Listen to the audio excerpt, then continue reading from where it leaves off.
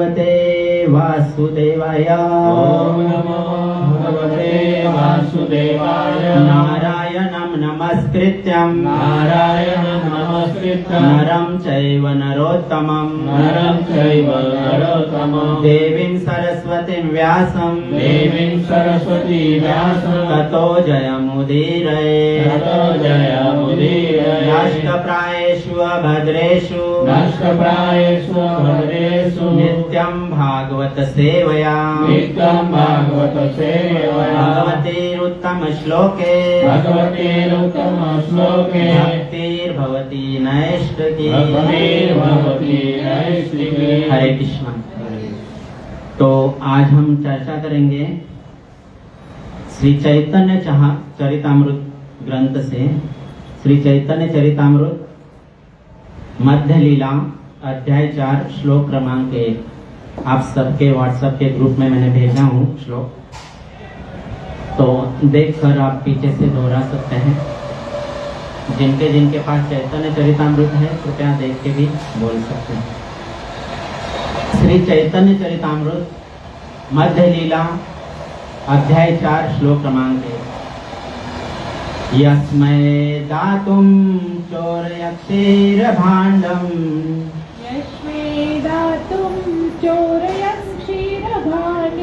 गोपीनाथः क्षीरचोराभिदोऽभूत्। श्रीगोपाल प्रादुरादि स्वदिष्टन् श्रीगोपाल प्रादुरासीद्वशसन् यत्प्रेम्णां तं माधवेन्द्रं नतोऽस्मि। कोई बोलिए देख करके। यस्मै दातुं चोरयन् क्षीरभाण्डे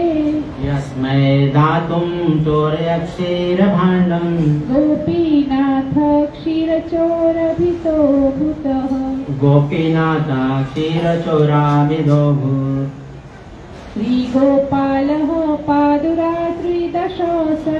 श्रीगोपालः प्रादुरासीद्वशसन् यत्प्रेम्णा तं माधवेन्द्रं नतोऽस्मि। और कोई बोलेंगे देखकर बोल सकते हैं। कृपया पीछे से दोहराइए शब्दार्थ। यस्मै जिनको दातुम देने के लिए चोरयन चोरी करके क्षीर भांडम खीर का पात्र गोपीनाथ क्षीर चोरा खीर चोर अविद्वान प्रसिद्ध अभूता हो गए। श्री गोपाल विग्रह प्रादुरासीत प्रकट हुए। वशः वशीभूत सन होकर यत्प्रेम्णा उनके प्रेम से तम उनको माधवेन्द्रम श्रील माधवेन्द्रपुरी जो मध्व संप्रदाय में थे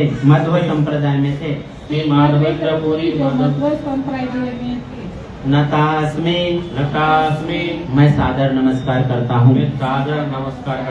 अनुवाद एवं तात्पर्य जगत गुरु श्रील प्रभुपाद महाराज जी के द्वारा। जगत गुरु श्रील प्रभुपाद महाराज की अनुवाद। मैं उन माधवेन्द्रपुरी को सादर नमस्कार करता हूँ जिन्हें श्री गोपीनाथ ने खीर का एक पात्र चुरा कर दिया और तत्पश्चात स्वयं क्षीर चोरा कहलाए। माधवेन्द्रपुरी के प्रेम से प्रसन्न होकर गोवर्धन स्थित श्री गोपाल विग्रह ने जन समूह को दर्शन दिया। तात्पर्य भक्ति विनोद ठाकुर की टिप्पणी है कि इस गोपाल विग्रह की प्रतिष्ठा सर्वप्रथम कृष्ण के प्रपौत्र वज्र ने की थी। माधवेन्द्रपुरी ने गोपाल विग्रह को फिर से ढूंढ निकाला और उन्हें गोवर्धन पर्वत की चोटी पर स्थापित किया। यही गोपाल विग्रह आज भी नाथद्वारा में विद्यमान है और वल्लभाचार्य के वंशजों की देखरेख में है। इस विग्रह की पूजा बड़े ठाट बाट से की जाती है और वहां जाने वाला कोई भी व्यक्ति अल्प मूल्य देकर विभिन्न प्रकार का प्रसाद खरीद सकता है। ओम अज्ञानतिमिरान्धस्य ज्ञानाञ्जनशलाकया चक्षुरुन्मिलितं येन तस्मै श्रीगुरुवे नमः। श्रीचैतन्यमनोभीष्टं स्थापितं येन भूतले स्वयं रूप कदा मह्यं ददाति स्वपदान्तिकं। वन्देऽहं श्रीगुरो श्रीयुतपदकमलं श्रीगुरून् वैष्णवांश्च श्रीरूपं साग्रजातं सहगण रघुनाथान्वितं तं सजीवं साद्वैतं सावधूतं परिजनसहितं कृष्ण चैतन्य देवं श्री राधा कृष्ण पादान् सहगण ललिता श्री विशाखान्वितांश्च। हे कृष्ण करुणा सिंधु दीनबंधु जगत्पते गोपेश गोपिकाकांत राधाकांत नमोस्तुते। तप्त कांचन गौरांगी राधे वृंदावनेश्वरी वृषभानुसुते देवी प्रणमामि हरिप्रिये। वाञ्छाकल्पतरुभ्यश्च कृपा सिन्धुभ्य एव च पतितानां पावनेभ्यो वैष्णवेभ्यो नमो नमः। जय श्री कृष्ण चैतन्य प्रभु नित्यानंद श्री अद्वैत गदाधर श्रीवासादि गौर भक्तवृंद। हरे कृष्णा कृष्णा कृष्णा हरे हरे हरे राम राम राम हरे हरे। हरे कृष्णा कृष्णा कृष्णा हरे हरे हरे राम राम राम हरे हरे। हरे कृष्णा कृष्णा कृष्णा हरे हरे हरे राम राम राम हरे हरे। हरे कृष्णा। अंतर्राष्ट्रीय कृष्ण भावनामृत संघ श्री नाला तोपारा की ओर से चलाए जा रहे इस साप्ताहिक सत्संग में उपस्थित हुए आप सभी भक्तगणों का प्रेम पूर्वक स्वागत एवं आप सभी को प्रणाम। कुछ दिन पहले दो तीन दिन पहले मंगलवार को हम लोग ने सभी भक्तों ने मिलकर श्री गौर पूर्णिमा उत्सव मनाए। हमारे शिक्षा गुरु जी का बहुत कृपा है हम सबके ऊपर कि उनकी अनुपस्थिति में भी सब ने मिलकर भगवान को प्रसन्न करने का प्रयास किया और बहुत मात्रा में मतलब अपेक्षा से भी ज्यादा मात्रा में भक्त यहाँ पर उपस्थित थे। उन सब भक्तों ने मिलकर बहुत सुंदर सेवा की है और यह सेवा अजामिल विजयदास प्रभु जी के देखरेख में हुई और बहुत सुंदर सेवा हुई। साथ ही साथ फूलों की होली भी हुई, अभिषेक भी हुआ। सब भक्तों ने आनंद का अनुभव किया और बहुत आनंद की बात यह है कि इस कार्यक्रम से जो फूलों की होली, गौर पूर्णिमा उत्सव और साथ में अभिषेक, ये जो कार्यक्रम हुआ, इस कार्यक्रम से हमारे आदरणीय शिक्षा गुरु जी बहुत ही प्रसन्न हैं। उन्होंने 2-3 दिन पहले मैसेज भी ग्रुप में भेजा है कि उनको बहुत अच्छा लगा इस कार्यक्रम सब लोग ने मिलकर किया। तो जो भक्त यहाँ पर उपस्थित हुए थे उन सब भक्तों का आभार और जो नहीं उपस्थित हुए थे उनका भी आभार। और यह बात मुझे आदरणीय अजामिल प्रभु जी ने बोलने के लिए कहा। तो अजामिल प्रभु जी का एक बार आभार प्रकट करते हुए सभी भक्त जोर से प्रेम पूर्वक हरे कृष्ण महामंत्र का उच्चारण करेंगे। हरे कृष्णा कृष्णा कृष्णा हरे हरे हरे राम राम राम हरे हरे। हरे कृष्णा कृष्णा कृष्णा हरे हरे हरे राम राम राम हरे हरे। तो कौन बताएंगे कि ये जो गौर पूर्णिमा उत्सव है वो क्यों मनाया जाता है? हाथ ऊपर उठाइए जिनको आप मालूम है कि गौर पूर्णिमा बोलिए। भगवान का जन्मदिन है और उस दिन भगवान प्रकट हुए थे। बहुत सुंदर। तो भगवान के जन्मोत्सव के उपलक्ष्य में हम लोग ने यह कार्यक्रम किया था और सभी भक्तों ने आनंद भी लिया। भगवान चैतन्य महाप्रभु उनका जन्म दिवस था, आविर्भाव दिवस था। तो पिछले शनिवार को हम लोग ने देखा कि चैतन्य महाप्रभु के संन्यास ग्रहण करने के बाद चैतन्य महाप्रभु अब वृंदावन की यात्रा के लिए निकल गए हैं। घर से वृंदावन यात्रा के लिए निकलते हैं, साथ में 2-4 भक्त उनके साथ में रहते हैं। नित्यानंद प्रभु, जगदानंद पंडित और दामोदर पंडित और साथ में मुकुंद भट्ट, ये 4 जन महाप्रभु के साथ में हैं। और वो वृंदावन की यात्रा के लिए निकलते हैं तो शांतिपुर में अद्वैत आचार्य जी के घर में आते हैं और वहाँ पर कुछ दिन रुकते हैं। बहुत ही उत्साह के साथ वहाँ पर महाप्रभु को प्रसन्न करने का आयोजन किया था। तो विभिन्न प्रकार के व्यंजन उनको खिलाए, शची माता भी वहाँ पर आए और नवद्वीप के बहुत सारे भक्त भी वहाँ पर उपस्थित हुए थे। सब लोग ने मिलकर महाप्रभु को प्रसन्न करने का प्रयास किया और फिर कुछ दिन रुकने के पश्चात महाप्रभु वहाँ से निकलते हैं, क्योंकि शची माता ने उनको कहा कि वृंदावन मत जाना, पास में रहोगे तो कभी कभी आपका समाचार आपका मिलेगा मुझे, तो मैं चाहती हूँ कि पास में ही रहिए। तो वो कहते कि ठीक है, जैसा आप कहते हैं आपके अनुसार मैं जगन्नाथपुरी में रहूंगा। तो अद्वैत आचार्य जी के घर से निकलते हैं 4 जन को लेकर और फिर वो जगन्नाथपुरी के लिए निकलते हैं। जगन्नाथपुरी जाते समय रास्ते में एक बालेश्वर जिला आता है। बालेश्वर जिले में रेमुना धाम है। तो उस धाम में महाप्रभु और 4 भक्त उनके साथ जो आए हैं, 4 भक्त में नित्यानंद प्रभु है और 2 पंच तत्व में से 2 जन हैं। नित्यानंद प्रभु भी है और वो क्या नाम है, नहीं वो नहीं है। नित्यानंद प्रभु है और चैतन्य महाप्रभु है और उनके साथ 3 भक्त है, जगदानंद, दामोदर और मधु पंडित, मुकुंद भट्ट। ये 4-5 जन अब रेमुना में आए हुए हैं। रेमुना में आए हैं और रेमुना धाम में आकर उन्होंने श्री खीर चोरा गोपीनाथ के मंदिर में उन्होंने प्रवेश किया है। और जैसे उन्होंने खीर चोरा गोपीनाथ के प्रांगण में प्रवेश किया, प्रांगण में खड़े रहकर जहाँ से भक्त लोग सब भगवान का दर्शन जहाँ से करते हैं वहाँ महाप्रभु खड़े हैं और वहाँ का जो व्यवस्था है, भगवान की जो पोशाक है, सुंदरता है, वो देखकर महाप्रभु भाव विभोर हो जाते हैं। महाप्रभु भाव विभोर हो जाते हैं और नाचने लगते हैं, नृत्य करने लगते हैं, कीर्तन गाने लगते हैं और भाव विभोर होकर कभी गिरते हैं, कभी उठते हैं, कभी बेहोश हो जाते हैं।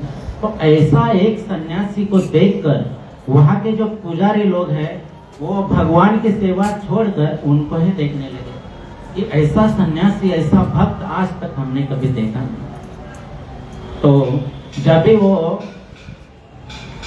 गिरते थे बेहोश होकर के भगवान के आनंद में विभोर होकर, तब नित्यानंद प्रभु जी उनको गोद में लेते हैं।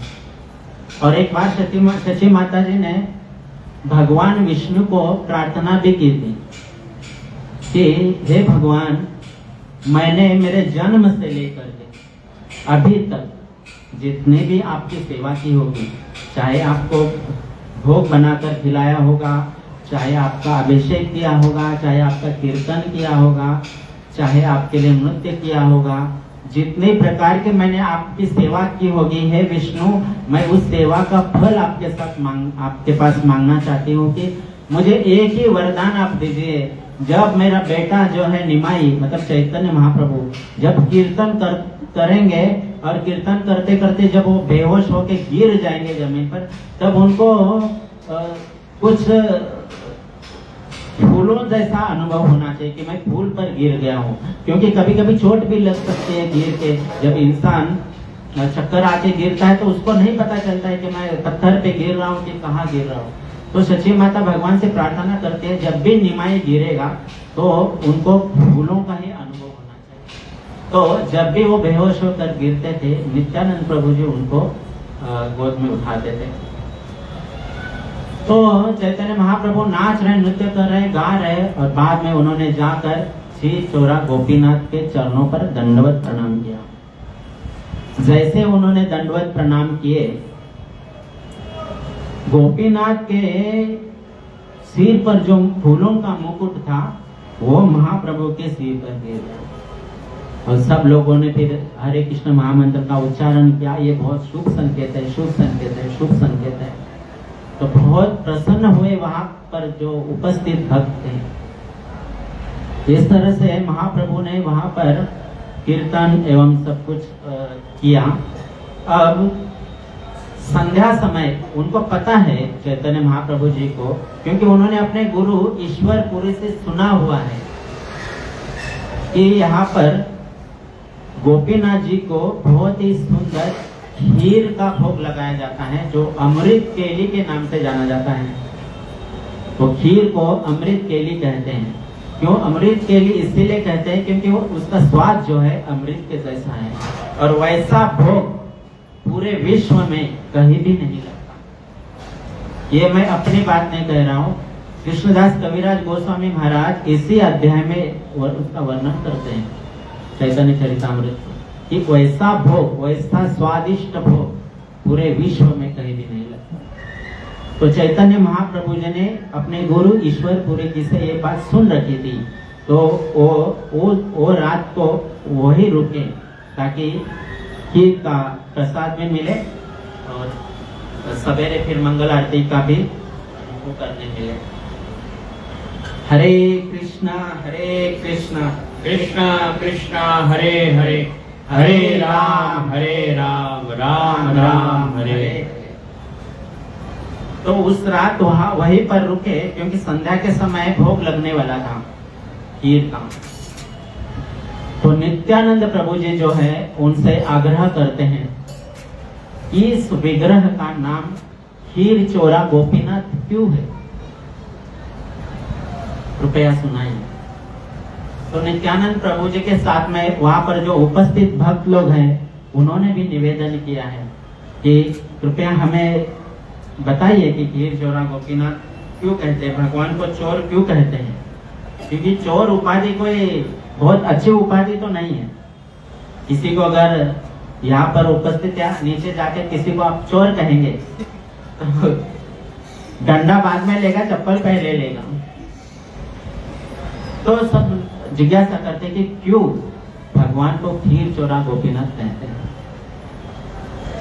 तो नित्यानंद प्रभु की जिज्ञासा के ऊपर चैतन्य महाप्रभु जी कहते हैं, क्योंकि आपने ये कथा पहले से सुन रखी है। कौन कह रहे हैं?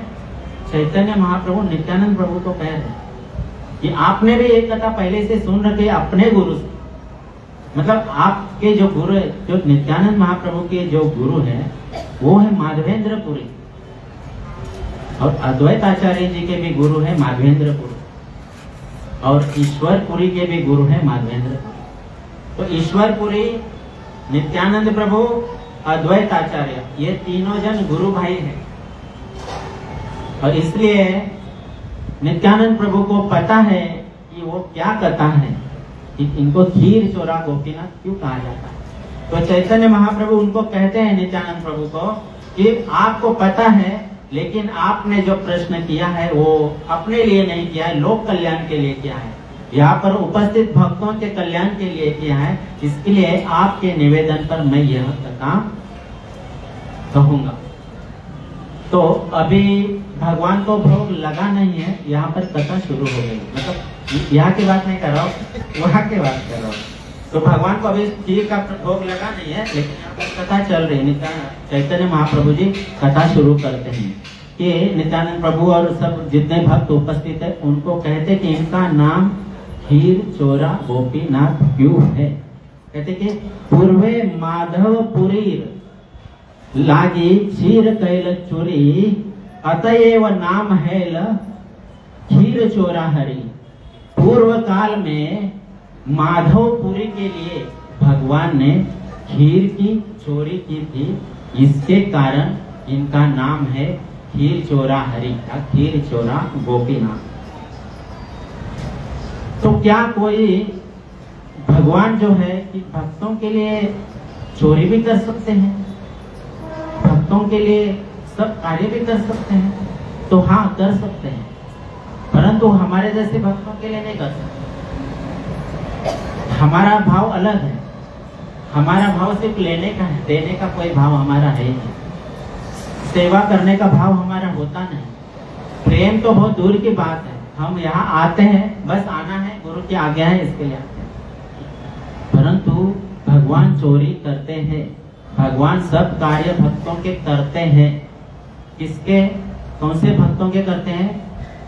जिनको भगवान अति प्रिय है, या भगवान को जो भक्त अति प्रिय है, ऐसे भक्तों के लिए भगवान चोरी करते हैं, ऐसे भक्तों का भगवान कार्य करते हैं।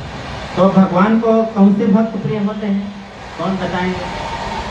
भगवान मतलब जो भगवान को प्रिय होते हैं भक्त, उनके लिए भगवान सब कार्य करते हैं, उनका सब कार्य करते हैं। यहाँ तक कि संत तुकाराम महाराज जी का एक अभंग है, वो बहुत प्रसिद्ध अभंग है, उसमें वो कहते कि ऊंच नीच काहि नैनो भगवंत तुष्टे भाव भक्ति देखो नहीं। मतलब भगवान ऊंचा नीचा कुछ देखते नहीं है, सिर्फ वो आपका भाव और भक्ति देख के प्रसन्न होते हैं। आपके भक्ति का जो प्रेम है, उसका जो अनुभव भगवान करते हैं, उसके लिए, उसके बदले में भगवान कुछ भी करने के लिए तैयार हो जाते हैं। तो उदाहरण देते तुकाराम महाराज की, दासी पुत्र कन्या विदुराचे भक्षी दैत्या घरी रक्षी प्रहलादासी। विदुर महाराज के घर पे वो कनिक चावल या केले का प्रसाद खाया, परंतु दुर्योधन के घर में 56 भोग नहीं खाया। दैत्या घरी रक्षी प्रहलादासी, दैत्य के घर में प्रहलाद का भी रक्षण करते, प्रकट होकर रक्षण करते हैं। धर्मराज के घर पर घोड़ों को धोने का भी कार्य करते हैं। अर्जुनाचे रति होया सारथी, अर्जुन के रथ पर ड्राइवर बनते हैं। तो ये क्यों बनते हैं? भगवान को जो भक्त प्रिय होते हैं, उनका ही भगवान कार्य करने को आगे आते हैं। तो भगवान को कौन से भक्त प्रिय होते हैं, कौन बताएंगे? आप लोग ने सबने पढ़ा है, सबने पढ़ा है। भगवत गीता के 12वें अध्याय में इसका उल्लेख है। भगवान जब भक्ति योग कहते हैं, तो भक्ति योग में भगवान उसका उल्लेख करते हैं कि मुझे कौन प्रिय है, कौन बताएंगे? 12वें अध्याय का कोई भी एक श्लोक कोई भी बताइए, जिनको आता है। आता है किसी को 12वें अध्याय का कोई श्लोक? कहते हैं भगवान भक्ति योग का भक्ति योग जब प्रस्तुत करते हैं, तो भगवान कहते हैं कि अद्वेष्टा सर्वभूतानां मैत्रः करुणा एवच। कहते हैं कि जो भक्त किसी से द्वेष नहीं करता, वो मुझे अति प्रिय है। सर्वभूतानां मतलब ऐसे नहीं कहा कि जो इनसे द्वेष नहीं करता या इनसे द्वेष नहीं करता। सर्वभूतानां मतलब सभी से, किसी से भी वो द्वेष नहीं करता है। अपने शत्रु से, शत्रु तो उसका कोई होता ही नहीं, किसी से द्वेष नहीं करता, वो मुझे अति प्रिय है। और क्या कहते हैं कि मैत्रः करुणा एवच, वो सबका मित्र होता है, वो सभी का मित्र होता है, सभी लोग उसके मित्र होते हैं, उसका कोई शत्रु नहीं होता। और मैत्रः करुणा एवच मतलब वो करुणा सबके प्रति दयालु होता है। वो जो सबके प्रति दयालु होता है, वो मुझे अति प्रिय है। भगवत गीता अध्याय 12 श्लोक क्रमांक 13। अगले श्लोक में कहते हैं कि संतुष्टः सततम योगी यथात्मा दृढ़ निश्चय मय्यार्पित मनोबुद्धि यो मा भक्त्या समय प्रिय। यो सदैव संतुष्ट रहता है। ये भगवत गीता के 12वें अध्याय के जो 13वें श्लोक से लेकर 20वें श्लोक तक भगवान ने कहा है कि मुझे कौन प्रिय है। आप सभी भक्त इसका अध्ययन जरूर कीजिएगा। तो कहते हैं कि संतुष्टः सततम योगी, जो सदैव संतुष्ट रहता है, वो जो कभी भी उदास नहीं रहता, उसके जीवन में भले लाभ आए या हानि आए, वो कभी भी उदास नहीं होता, सदैव संतुष्ट रहता है। यत आत्मा दृढ़ निश्चय मयोर पीत मनोभूत यो भक्ता समित्या, मतलब जिस भक्त ने ये दृढ़ निश्चय कर लिया है, दृढ़ निश्चय के साथ अपना मन और अपनी बुद्धि मुझे अर्पण की, वो भक्त मुझे सबसे प्रिय है। और आगे कहते हैं कि अनपेक्षा सुचिर दक्ष उदासीनो गता रहता, कहते हैं अनपेक्षा, जो किसी चीज की अपेक्षा नहीं करता। सुचिर दक्ष मतलब जो शुचि मतलब हमेशा वो शुद्ध रहता है, दक्ष मतलब हर कार्य करने में वो दक्ष, हर सेवा करने में वो दक्ष रहता है। उदासीन, वो संसार के भौतिक जीवन के सभी पदार्थों के प्रति उदासीन रहता है, मतलब उसको किसी चीज के प्रति, भौतिक पदार्थों के प्रति आसक्ति नहीं रहती। ऐसा भक्त मुझे अति प्रिय है। ये 12वें अध्याय में भगवान ने भक्तों के बहुत सारे लक्षण बताए हैं। तो कहते हैं कि सम शत्रु च मित्रे च तथा मान अपमानयो, मतलब शत्रु और मित्र दोनों के प्रति समभाव से रहता है, तथा मान और अपमान में दोनों में समभाव से रहता है। ये इन सब श्लोकों का तात्पर्य सिर्फ एक है कि जो द्वंद्व से मुक्त रहता है वो भक्त भगवान को अति प्रिय है, जो किसी भी प्रकार के द्वंद्व में फंसता नहीं, शत्रु मित्र, अपना पराया, सुख दुख, इसमें फंसता नहीं है। इसको लांग करके जो मेरी प्रेमा भक्ति करता है वो भक्त मुझे अति प्रिय है। और आगे के श्लोक में कहते हैं कि तुल्य निंदा स्तुति मौनी संतुष्ट येन अनिकेतः, क्या कहते, तुल्य निंदा स्तुति मौनी संतुष्ट येन अनिकेतः, मतलब जिसकी निंदा करो चाहे स्तुति करो, दोनों में वो समभाव से रहता है। कि कोई आकर उसका अपमान करेगा तो वो दुखी नहीं होता, या कोई उसका स्तुति करने लगे तो वो बहुत प्रसन्न नहीं होता। दोनों भाव में वो सम प्रमाण से रहता है। ऐसा भक्त मुझे अति प्रिय है। ऊपर से ये सब लक्षण उसके अंदर होने के बावजूद भी अगर वो मेरा भजन करता है, निरंतर मेरा नाम लेता है, मेरे नाम का कीर्तन करता है, वो मुझे अति प्रिय है। तो संत ज्ञानेश्वर महाराज अपना जो ग्रंथ है, जो भगवत गीता की जो उन्होंने व्याख्या की है, उसका नाम है भावार्थ दीपिका। मराठी भाषा में, प्राकृत भाषा में वो ग्रंथ है। उसको वो ग्रंथ जब संत नामदेव महाराज और जनाबाई, संत जनाबाई, ये दोनों ने पढ़ा तो उनका नाम बदली कर दिया।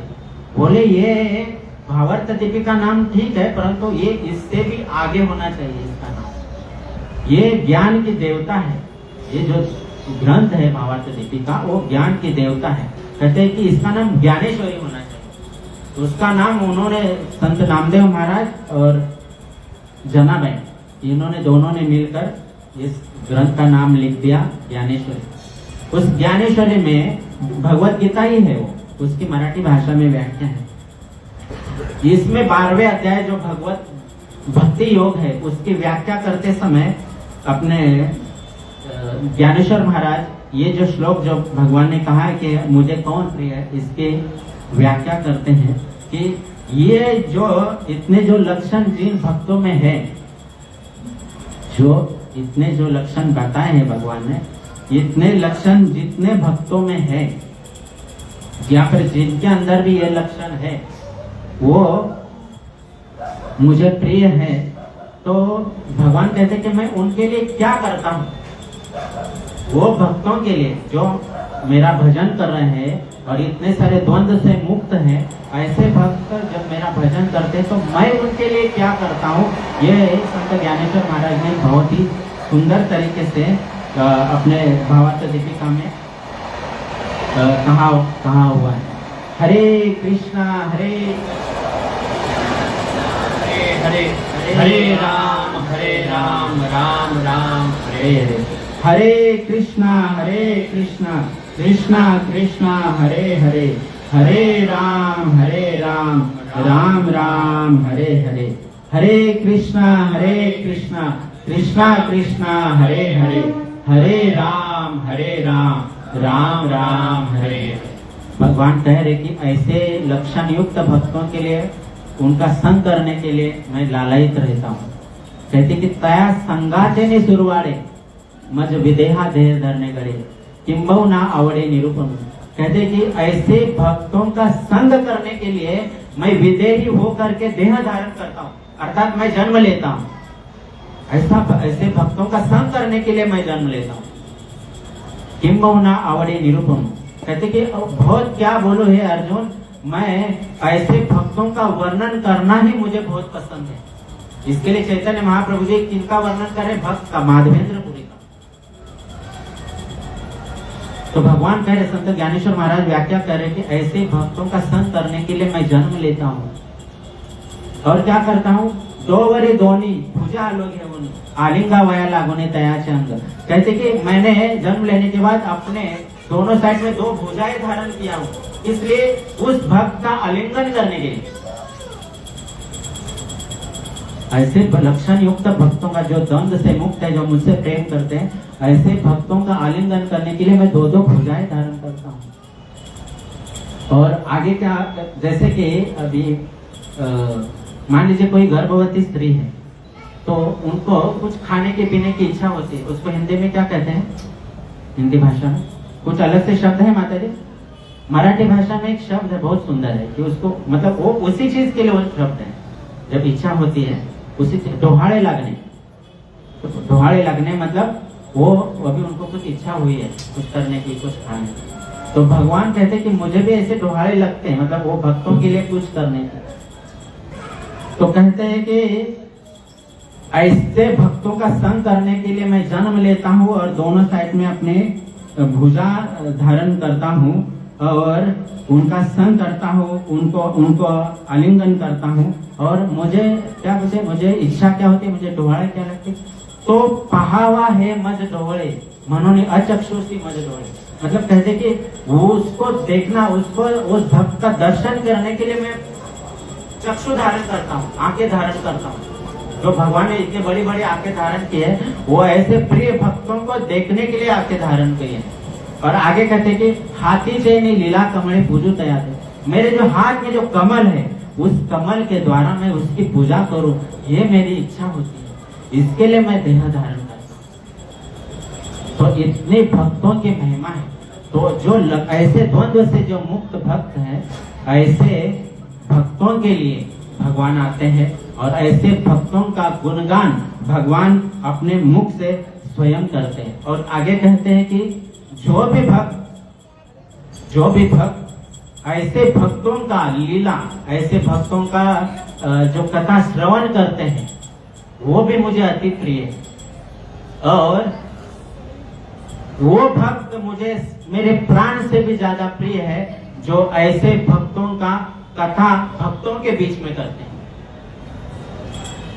तो चैतन्य महाप्रभु जी अभी वैसे ही भक्त, वैसे लक्षण से युक्त भक्त माधवेंद्र पुरी गोस्वामी की कथा अपने मुख से कह रहे। इतना तो मैंने इसलिए कहा क्योंकि माधवेंद्र पुरी जो गोस्वामी है, उनका मतलब उनका स्तर कितने लेवल का है कि भगवान चैतन्य महाप्रभु अपने मुख से उनकी कथा कह रहे हैं।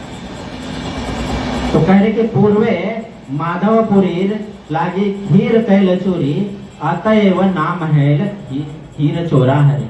पूर्व काल में माधवेंद्र पुरी के लिए भगवान गोपीनाथ ने खीर चोरी किए थे, इसके लिए उनका नाम खीर चोरा गोपीनाथ है। देखिए भगवान उनके लिए क्या क्या करते हैं भक्तों के लिए। जैसे सामान्य लोग ने, मान लीजिए किसी ने वकील बन गया तो अपने आगे एडवोकेट लगाते हैं, पहले उपाधि लगाते हैं एडवोकेट। कोई डॉक्टर बन गया तो पहले डॉक्टर लगाते हैं, बाद में अपना नाम। जैसे डॉक्टर नंद प्राण प्रभु जी, डॉक्टर कविंद्र सिंह प्रभु जी, तो पहले डॉक्टर लगाते हैं, बाद में अपना नाम लगाते हैं। तो मतलब पहले जो उपाधि है वो लगाते हैं। लेकिन भगवान ने अपने भक्त के लिए अपने आगे अपने नाम से पहले चोर लगा दिया, अपना नाम बाद में, गोपीनाथ बाद में, पहले चोर, खीर चोरा गोपीनाथ। मतलब भक्तों के लिए भगवान बिल्कुल भी शर्म नहीं करते कि मुझे लोग चोर कहेंगे या क्या कहेंगे। अभी तक, तब से लेकर के अभी तक उनको खीर चोरा गोपीनाथ ही कहा जाता है। जो भक्त रेमुना के रहवासी होंगे या उड़ीसा प्रांत के रहवासी होंगे वो जानते होंगे कि वहाँ उनको खीर चोरा गोपीनाथ ही कहते हैं। तो कहने का तात्पर्य यह है कि भगवान भक्तों के लिए सारी चीजें सहने के लिए तैयार है। हरे कृष्णा कृष्णा कृष्णा हरे हरे, हरे राम राम राम हरे हरे। तो चैतन्य महाप्रभु जी अभी माधवेंद्र पुरी जी की कथा सुनाने जा रहे हैं सब भक्तों को। जहाँ जितने भक्त उपस्थित है उनके सामने नित्यानंद प्रभु जी के निवेदन पर चैतन्य महाप्रभु जी माधवेंद्र पुरी जी की कथा सुनाने जा रहे हैं। माधवेंद्र पुरी जो है वो भगवान से बहुत प्रेम करते थे। उनकी विशेषता ये है कि वो अयाचक थे।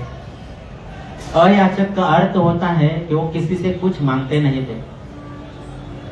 एक होता है याचक जो मांग ले, और एक होता है अयाचक जो किसी से कुछ नहीं मांगे। बहुत प्रेम करते थे, अयाचक वृत्ति के थे, साथ ही साथ भौतिक पदार्थों के प्रति उदासीन थे। उनको किसी भी चीज की लालसा नहीं थी। तो माधवेंद्र पुरी गोस्वामी इस श्लोक में कहा गया है कि वो मध्व संप्रदाय से आते हैं, मध्व संप्रदाय से। और मध्व संप्रदाय में प्रेमा भक्ति नहीं थी, वहां तत्व सिद्धांत इसी पर चर्चा होती थी। प्रेमा भक्ति सबसे पहले माधवेंद्र पुरी गोस्वामी ने शुरू की और फिर अपना ब्रह्म मध्व गौड़ीय संप्रदाय उन्हीं को फॉलो कर लिया। तो चैतन्य महाप्रभु जी अभी कथा कहने जा रहे हैं सबको कि माधवेंद्र पुरी एक बार घूमते घूमते, मतलब वृंदावन की यात्रा के लिए निकले तो भ्रमित ऐसा है, तो घूमते घूमते वृंदावन गए। वृंदावन में गए, वहां सब दर्शन किए। वहां के दर्शन के पश्चात वो गोवर्धन गए, गोवर्धन की परिक्रमा किए। गोवर्धन की परिक्रमा करने के बाद वो गोविंद कुंड में आकर स्नान किए और गोविंद कुंड में स्नान करने के बाद एक वृक्ष के नीचे बैठ गए। किसी से कुछ मांगने के लिए नहीं जा रहे, वो बैठ गए, हरे कृष्ण कर रहे हैं, कीर्तन कर रहे हैं और जप कर रहे हैं, बैठ गए। संध्या के समय में एक छोटा बच्चा ग्वाल बाल एक दूध का पात्र लेकर उनके पास आया। इतना सुंदर बालक उन्होंने कभी नहीं देखा था माधवेंद्र पुरी जी। उनको देखकर ही, वो बालक को देखकर इतने प्रसन्न हुए, इतने उल्लासित हुए कि किसी चीज का भान ही नहीं रहा। और उन्होंने, उस बालक ने माधवेंद्र पुरी को एक दूध का पात्र दे दिया, मतलब एक घड़ा दे दिया दूध का, और माधवेंद्र पुरी को दिया और कहने लगे कि किसका ध्यान करते रहते हो, किसी से कुछ मांगते नहीं, भूखे रहते हो, मांगना चाहिए, खाना चाहिए। तो माधवेंद्र पुरी पूछते हैं उनको, आप कौन हो? बहुत सुंदर वहां पर वो कहते हैं कि पुरी कहे के तुम कहा तुम्हार वास, के मते जाने ले आमी करी उपवास। माधवेंद्र पुरी जी कहते हैं कि तुम कौन हो, कहाँ रहते हो, और तुमने कैसे जाना कि मैं उपवासी हूँ, मतलब भूखा हूँ मैं, ये कैसे जान लिया तुमने? तो बालक कहते कि बालक कहे गोपामी यही ग्रामे वासी, आमार ग्रामे ते कह ना रहे उपवासी। कहते कि मैं एक ग्वाल बाल हूँ और मैं यही गोवर्धन का, यही के गांव का निवासी हूँ, इधर ही रहता हूँ मैं, और हमारे गांव में कोई भी व्यक्ति भूखा नहीं रहता। जिनके पास कुछ नहीं होता वो हमारे गांव में आकर मांग के खाते हैं और एक दूसरे को, मतलब दूसरे से मांग करके लोग खाते हैं। ऐसी हमारे गांव की परंपरा है। तो हमारे गांव में इस तरह कोई भूखा नहीं रहता। और जो याचक होते हैं, मांग के खाते हैं, उनको तो हमारे गांव वाले परोसते ही है सबको। परंतु जो अयाचक होते हैं, जो किसी से कुछ मांगते नहीं है,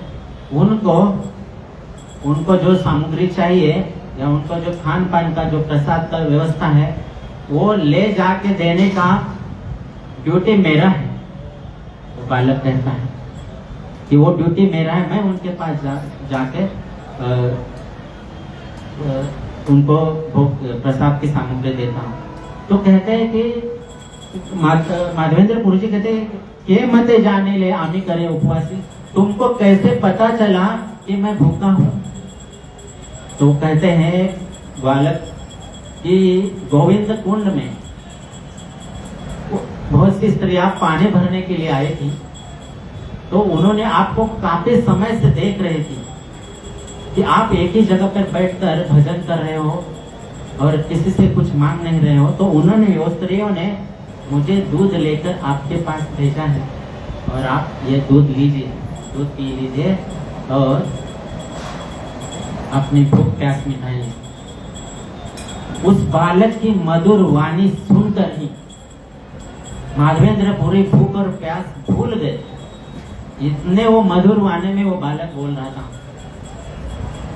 और बाद में बालक बोलते हैं कि आप अभी ये दूध है वो पी लीजिए, अभी मेरे गवों के दोहन का काम अभी मुझे करने जाना है, आप अभी दूध पी लीजिए।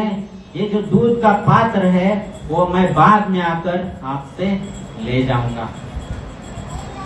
और फिर थोड़ी दूर वो चलते चलते गए बालक और अंतर्धान हो गए।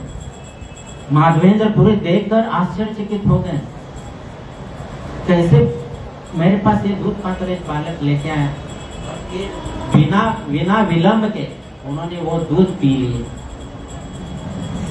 दूध पीने के बाद उन्होंने ऐसा अनुभव किया कि उनकी सारी भूख तो मिट गई, प्यास भी मिट गई, साथ ही साथ उनके अंदर एक अलग ही प्रकार की ऊर्जा भी आ गई। उन्होंने सोचा कि ये जो दूध है वो इस पृथ्वी के गाय का दूध हो ही नहीं सकता। मतलब इतना स्वादिष्ट, इतना मधुर, साथ ही साथ भूख भी मिट गई और एक ऊर्जा आ गई। तो उन्होंने दूध पीने के बाद उस पात्र को, उस बर्तन को धो करके रख दिया और अब माधवेंद्र पुरी उस बालक के आने का प्रतीक्षा कर रहे हैं, क्योंकि वो बोल के गए कि मैं आऊंगा और ये ले जाऊंगा। तो प्रतीक्षा कर रहे हैं, प्रतीक्षा करते करते जब करते करते रात हो गई, बालक आया नहीं। अब क्या करें? रात हो गई तो उनको नींद ही नहीं आ रही माधवेंद्र पुरी जी को। वो एक ही ध्यान लगाए रखे कि बालक आएगा और ये पात्र लेके जाएगा। तो ऐसे करते करते पूरी रात समाप्त होने पर परंतु बालक आया नहीं। जब रात्र समाप्त होने को आई और ब्रह्म मुहूर्त आने का समय हो गया, तब उनको तंद्रा लगी, नींद लगी।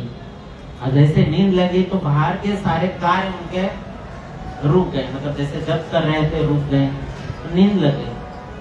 जैसे नींद लग गई उनको, वैसे उन्होंने स्वप्न देखा।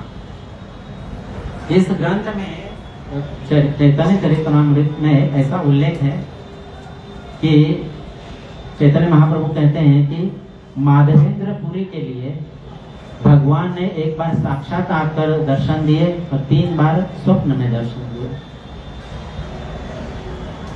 तो ये पहला स्वप्न है, अभी पहली बार उनको स्वप्न आया है, ब्रह्म मुहूर्त में ही स्वप्न आया है कि वो जो बालक मुझे दूध देकर गया था, वो बालक अभी स्वप्न में आया है।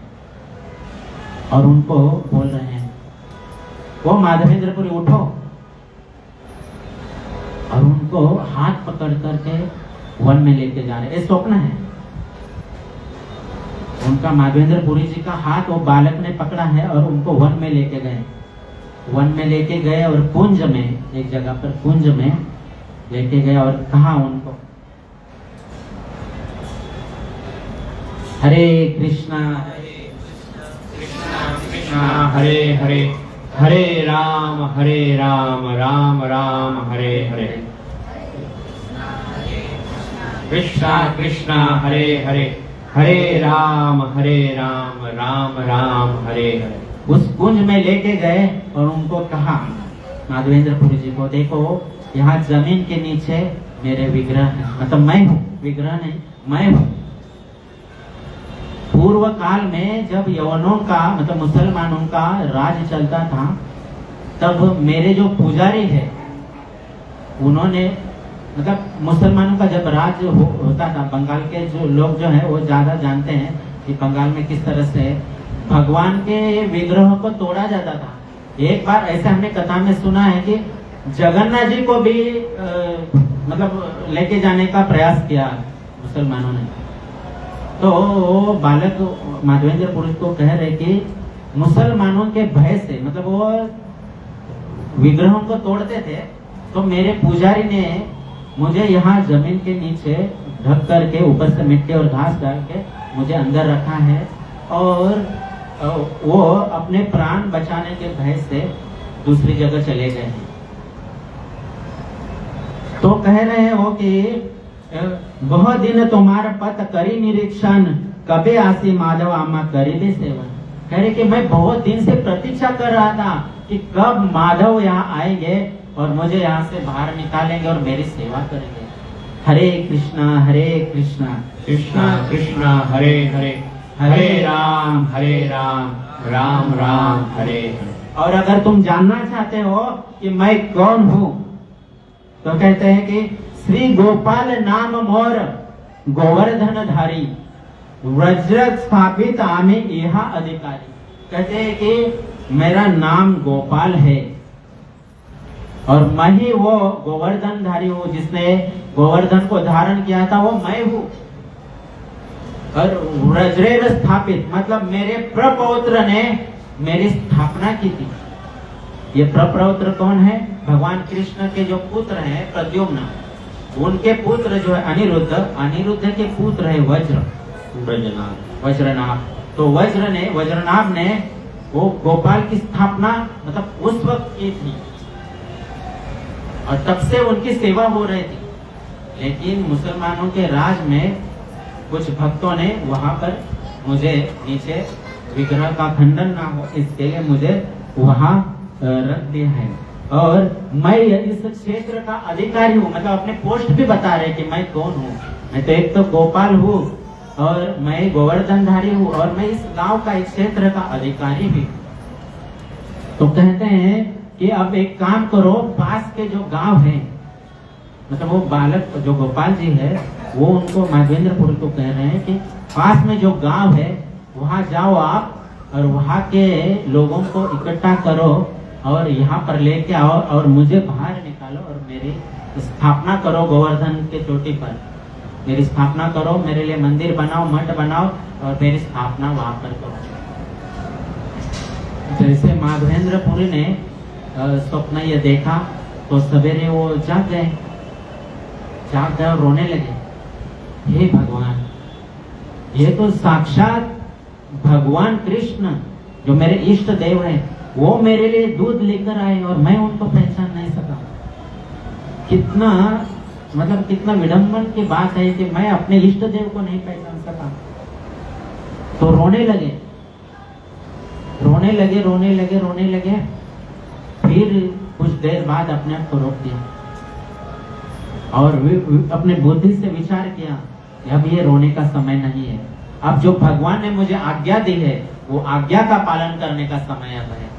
तो जैसे वो उठे, सवेरे स्नान किए और पास के गांव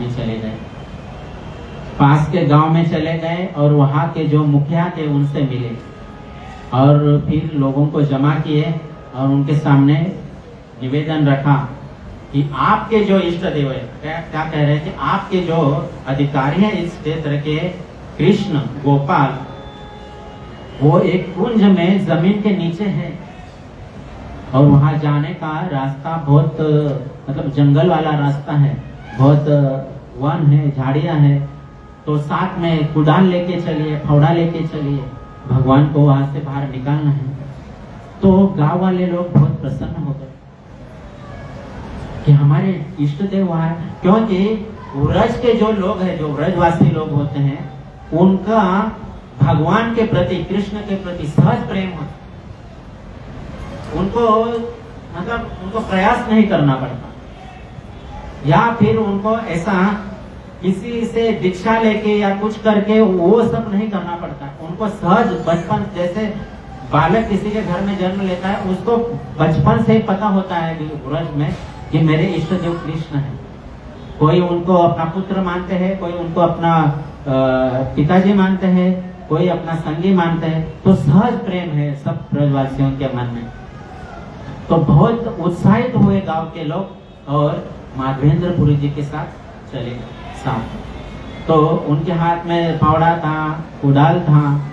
तो झाड़ी को काटते काटते काटते रास्ता बनाए और उस जगह पर पहुंचे जहां वो विग्रह इस जमीन पर थे। और बहुत ही सावधानी के साथ उन्होंने देखा, हाथ से मिट्टी हटाया, क्योंकि अगर वो फावड़ा मारते तो हो सकता है विग्रह खंडन हो जाते। तो हाथ से मिट्टी हटाया, घास हटाया, देखा तो इतने सुंदर विग्रह उनके नीचे, जमीन के नीचे हैं। तो देखा, जो अंदर गए थे लोग, उन्होंने देखा ये विग्रह तो बहुत भारी है, एक जन नहीं उठा सकते। तो जो बलशाली लोग थे 4-5, वो इकट्ठा हुए और साथ में माधवेंद्रपुरी सब मिल के उस विग्रह को उठा लिए और गोवर्धन पर्वत के चोटी पर एक बहुत बड़ी शिला पर उनको स्थापन कर दिया, गोपाल विग्रह को। और उनके पीछे, गोपाल विग्रह के पीछे दूसरा पत्थर उनके सपोर्ट के लिए रख दिया ताकि विग्रह गिरे नहीं। और फिर जितने लोग इकट्ठा हुए थे, उन्होंने फिर विग्रह को पहले तो साफ कर दिया, फिर गोविंद कुंड से 9 घड़ा जल लेके आए और वो जो 9 घड़े जल लाए थे उनको छान करके, ताकि कुछ कचरा विग्रह के ऊपर नहीं जाए, उनको छान के भगवान को पहले साफ कर दिया, स्नान करा दिया। स्नान किया, कराया, भगवान को अच्छी तरह से पोछा। फिर अब भगवान को अभिषेक करना है, भगवान को अभिषेक करना है। तो जितने पड़ोस के गांव वाले लोग थे, उन्होंने सारी सामग्री लेके आए थे, क्योंकि विग्रह है तो भाई उनको तो पहले तो भोग लगाने के लिए सामग्री चाहिए होगी। जैसे भी मान लीजिए बरसात का मौसम आता है, तो हम घर से निकलते हैं तो हमको पता है कि बारिश आने वाली है, बारिश का मौसम है, तो हम छतरी लेके निकलते हैं, छाता लेके निकलते हैं। तो वो तो सहज प्रेम करते ब्रजवासी भगवान से, तो उनको मालूम है गोपाल को तो भोग लगाना पड़ेगा। तो सब सामग्री, जो भी तेल, घी, शक्कर उनके घर में था, दूध, दही, वो सब लेके वो गोवर्धन पर्वत के चोटी पर आ गए हैं और भगवान को स्नान कराया। अब भगवान का अभिषेक करना है, भगवान का अभिषेक करना है। तो ब्राह्मणों को उन्होंने बोला, माधवेंद्रपुरी ने 900 घड़ा जल गोविंद कुंड से शुद्ध करके, मतलब छान के लाए। 900 घड़ा जल से पहले उनको सबसे पहले उनको तेल वगैरह लगा दिया उनके शरीर पे, शरीर चिकना कर दिया, विग्रह के शरीर तेल लगाया। फिर दूध, दही से अभिषेक कर दिया गया। फिर 900 घड़ों में से जो जल लाए थे, वो 900 घड़ों से जल से अभिषेक करा दिया। फिर से पंचगव्य से अभिषेक किया, कराया उनका। पंचगव्य क्या क्या होते हैं, कौन बताएंगे? पंचगव्य क्या क्या होते हैं, मालूम है किसी को?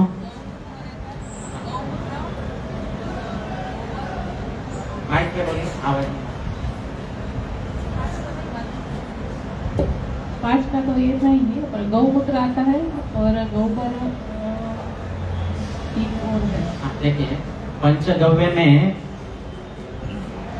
गव्य मतलब गाय, पंच मतलब 5, गाय से उत्पन्न होने वाले, मतलब गाय से प्राप्त होने वाले 5 चीज, दूध, दही, घी, गोबर और गोमूत्र। सबसे पहले इनसे भगवान को अभिषेक करवाया। और अभिषेक करवाते समय जितने ब्राह्मण लोग हैं वो मंत्रों का उच्चारण कर रहे हैं और भगवान का अभिषेक चालू है। पंचगव्य के बाद पंचामृत से स्नान करवाया गया।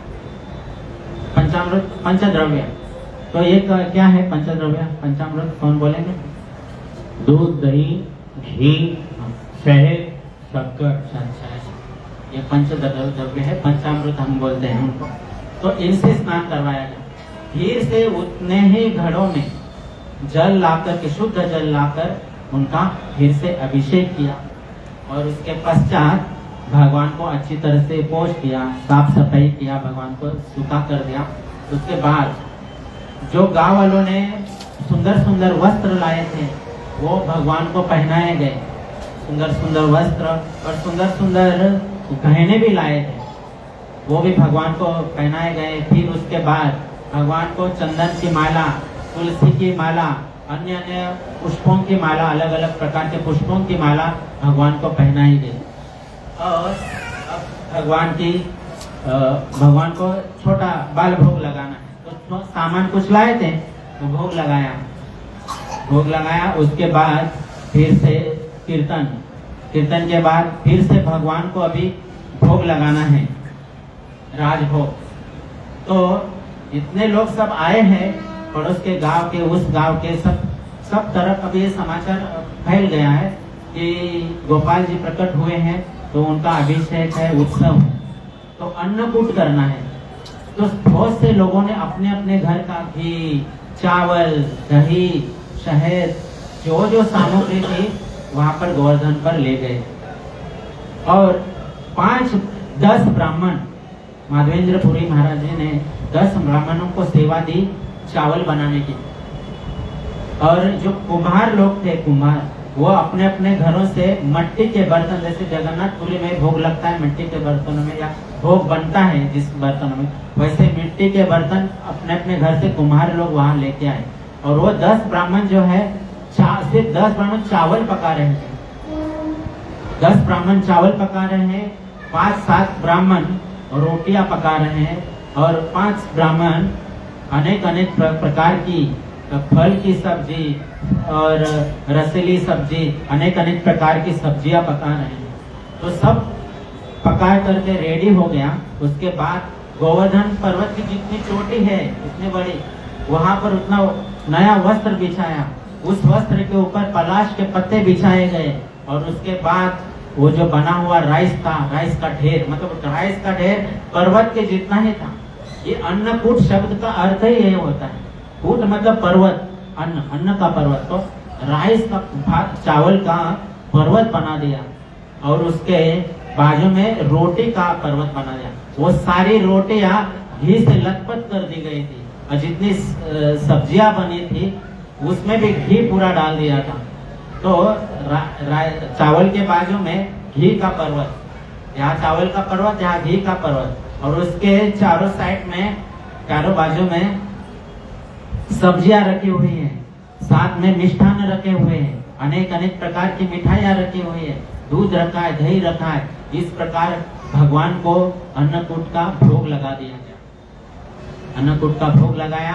उसके बाद भगवान को 9 घड़े शुद्ध जल के, पीने का जल रख दिया गया। और उसके बाद भगवान को आचमन करने का पात्र दिया। फिर भगवान को एक तांबुल रख दिया, मतलब पान रख दिया खाने के लिए। लेकिन ये सब अन्नकूट जो भगवान को भोग लगाया है, ये जैसे हमारे यहाँ भोग लगता है, फिर हम 20 मिनट के बाद उठा लेते हैं, वहाँ भोग लगा है अन्नकूट का, तो भगवान उसको ग्रहण कर रहे हैं। और ये बात, ये चीज माधवेंद्रपुरी गोस्वामी देख रहे हैं, अनुभव कर रहे हैं। और ये प्रभुपाद महाराज तात्पर्य में लिखते वो श्लोक के कि ऐसा अनुभव सिर्फ एक शुद्ध भक्त ही कर सकता है। सब लोग वहां उपस्थित है, वो सब नहीं देख पा रहे हैं कि भगवान अपने हाथ से खा रहे हैं। माधवेंद्रपुरी महाराज देख रहे हैं कि वो अनुभव करे कि भगवान खा रहे हैं।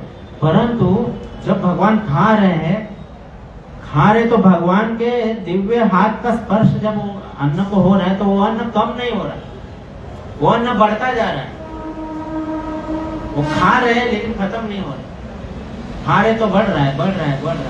इस प्रकार उन्होंने दिव्य अनुभव किया, और ऐसा अनुभव एक शुद्ध भक्ति कर सकता है। और प्रभुपाद महाराज कहते हैं कि ये सब दिव्य कथा है, ये सामान्य लोग को समझने जैसे नहीं है। कोई अगर सामान्य लोग जो बाजार में घूम रहे हैं, उनको कहा जाए कि भगवान ने प्रकट होकर के खा लिया, वो आपका मजाक उड़ा देंगे। इसके लिए कहते हैं कि कथा जो है भक्तों के बीच में हो तो बहुत अच्छा है। तो ये माधवेंद्रपुरी गोस्वामी महाराज अनुभव कर रहे हैं कि भगवान प्रकट होकर के वो खा रहे हैं और भगवान के दिव्य हाथ का स्पर्श होने के कारण वो अन्न खत्म नहीं हो रहा, वो बढ़ता ही जा रहा। तो फिर उसके पश्चात भगवान को जल दिया, खाने के पश्चात फिर भगवान को आचमन का पात्र दिया, फिर भगवान को एक तांबुल पान दिया, मसाला वाला पान दे दिया, मीठा पान। और फिर उसके बाद फिर से आरती की गई। आरती की गई तो सब भक्त लोग वहाँ पर उपस्थित जो है वो भगवान के लिए गीत गा रहे हैं। जो खास करके जो माताएं उपस्थित थी वो भगवान के लिए गीत गा रहे हैं, सभी लोग नृत्य कर रहे हैं, सब आनंद ही आनंद। और सिर्फ उसी गांव के लोग नहीं थे, बहुत सारे गांव के लोगों को, जितने लोगों को समाचार मिल चुका था वो सब आ गए थे और सब ने आनंद का अनुभव किया। तो इस प्रकार भगवान को भोग लगाया, आरती हुआ, उसके बाद भगवान को शयन दे दिया गया, शयन दिया भगवान को। उसके बाद माधवेंद्रपुरी महाराज जी ने जो ब्राह्मण भक्त जिन्होंने भोग बनाए थे उनको कहा कि अभी आप सबको प्रसाद परोसने की सेवा कीजिए। तो उनको कहा गया कि सबसे पहले ब्राह्मण और ब्राह्मणी को परोसा जाए, बच्चों को परोसा जाए, बाद में सबको परोसा जाए। तो इस प्रकार से सबने उस प्रसाद ग्रहण किया, आनंद का अनुभव किया। उसके बाद सब लोग अपने अपने घर चले गए। फिर उसके बाद माधवेंद्रपुरी उन्होंने सिर्फ दूध से बनी हुई कोई चीज ग्रहण करके फिर बैठ गए। लेकिन जाते जाते कुछ दूसरे गांव के लोग जो थे वो माधवेंद्रपुरी महाराज जी से निवेदन करते हैं कि जिस तरह से आज ये उत्सव हुआ है अन्नकूट का, कल हमारे गांव के तरफ से ये उत्सव होना चाहिए। मतलब हमारे गांव से लोग सामग्री इकट्ठा करके लाएंगे और यहाँ अन्नकूट होगा। फिर दूसरे दिन वही सवेरे हुआ, भगवान को स्नान इत्यादि करके फिर भोग आरती सब करते। ये उत्सव जो अन्नकूट का है वो प्रतिदिन चलता रहा,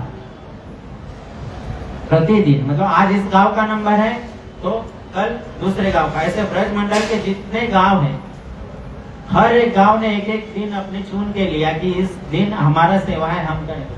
इस तरह से प्रतिदिन भगवान की सेवा अन्नकूट उत्सव होता रहा।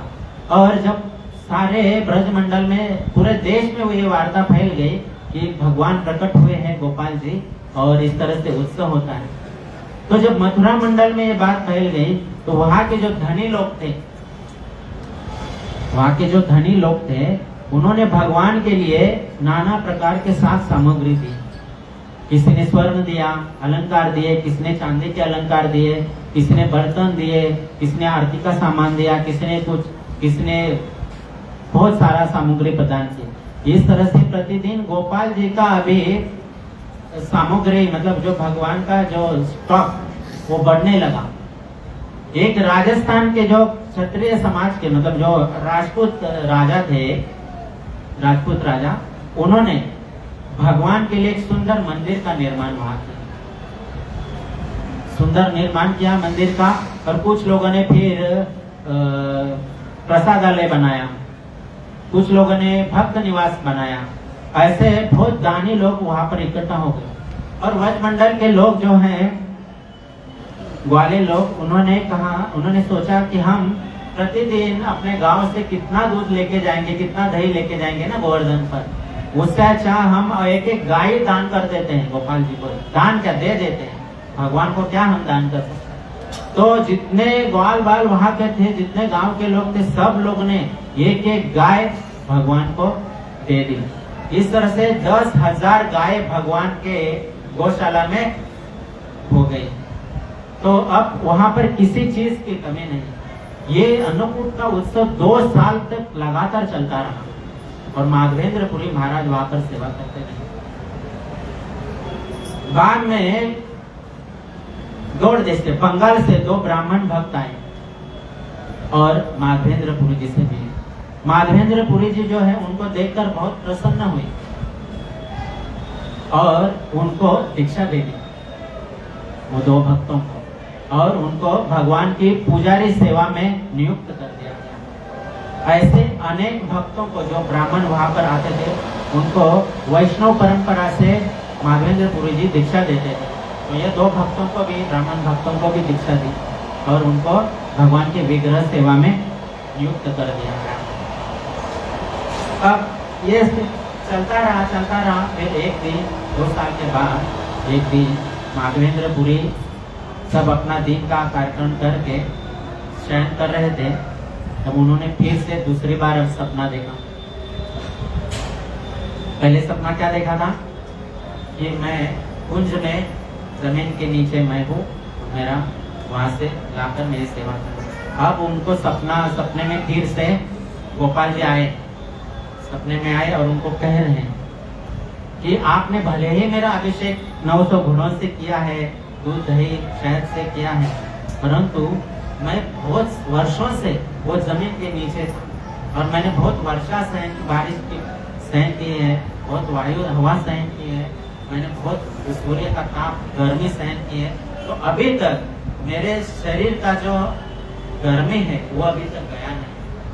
तो तुम एक काम करो, मलय प्रदेश जाओ और वहां से मलयगिरी से चंदन लाओ और वो घिसो और मेरे शरीर पर उसका लेप लगाओ।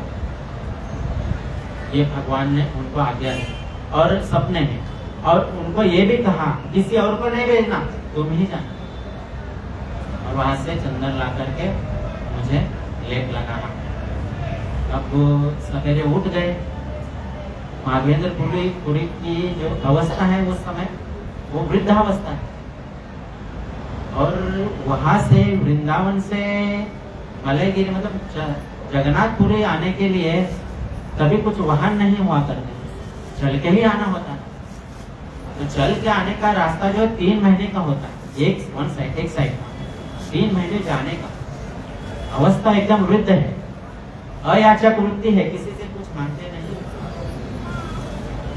तो वहां पर फिर अनेक भक्तों को नियुक्त कर दिया, अनेक सेवा के लिए, और बहुत ही प्रसन्नता के साथ वो वृद्ध माधवेंद्र पुरी बहुत ही उत्साह और ऊर्जा के साथ वहां से जगन्नाथपुरी के लिए निकलते हैं।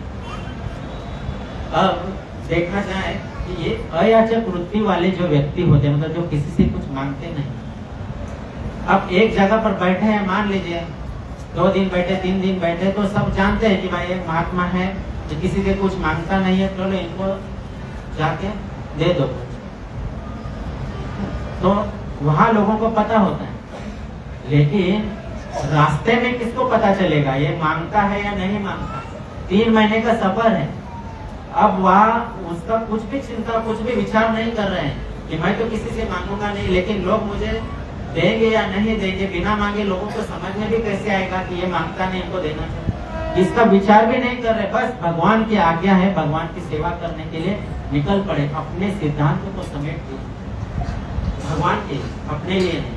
भक्तों को चाहिए कि कभी कभी भगवान के सेवा के लिए अपने जो नियम खुद के बनाए हुए तथाकथित नियम, उसको प्रणाम करके भगवान की सेवा में लगना चाहिए। वो अयाचक जो वृत्ति है उनकी खुद के लिए कुछ मांगते नहीं है, लेकिन अब मांगने के लिए गए हैं, क्या चंदन मांगने के लिए, लेकिन भगवान के लिए मांगते हैं। तो गए हैं, अब वहां से निकले हैं, वहां से निकल के वो जगन्नाथपुरी आ रहे हैं। तो रास्ते में शांतिपुर में आते, शांतिपुर में अद्वैताचार्य जी का घर है, वहां पर रुकते हैं।